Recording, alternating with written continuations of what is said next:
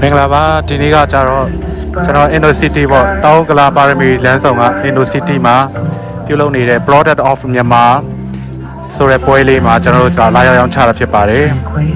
ဆိုတော့ဒီနေ့ပွဲကကြတော့ဒီဟိုနေ့ကစတာပေါ့နော်ကစုံလာပြည့်နေ့ကနေစတာပေါ့နော်ကစုံလာပြည့်နေ့30ရက်နေ့ကနေကျွန်တော်တို့ဒီနေ့ကတော့1ရက်နေ့ကျွန်တော်မေဒေးပေါ့နော်1ရက်နေ့ဖြစ်ပါတယ်မေလ1ရက်နေ့2ရက်နေ့3ရက်နေ့ထိရှိမှာဖြစ်ပါတယ်ခင်ဗျာကျွန်တော်ဆိုင်လေးကဒီဝင်ချင်းမှာပေါ့နော်ဒီအလေမှာရှိပါတယ်ခင်ဗျကျွန်တော်ဆိုင်လေးမှာထုံးစံတိုင်းဒီ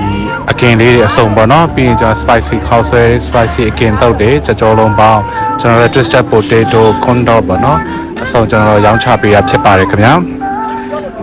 ကျွန်တော်ဒီပွဲချိန်တွေကကြတော့ကျွန်တော်တို့ဟိုအလောက်မှလာရင်ပေါ့ပိုစင်ပြေပေါ့နော်ညနေ4နာရီလောက်မှလာရင်အဆင်ပြေတယ်ကျွန်တော်ဆိုင်တွေကတော့နေခင်း3နာရီလောက်တည်းရရှိရပေါ့နော်ဒါပေမဲ့လည်းညနေ4နာရီလောက်မှလေးအေးပြီးတော့ကျွန်တော်